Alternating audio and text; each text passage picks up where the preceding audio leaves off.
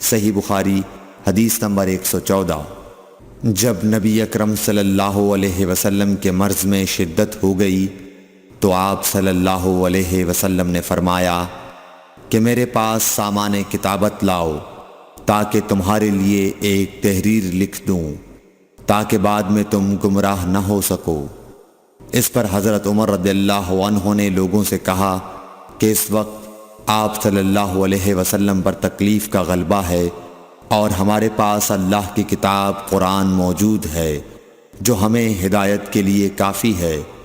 اس پر لوگوں کی رائے مختلف ہو گئی اور شور و غل زیادہ ہونے لگا۔ آپ صلی اللہ علیہ وسلم نے فرمایا میرے پاس سے اٹھ کھڑے ہو، میرے پاس جھگڑنا ٹھیک نہیں۔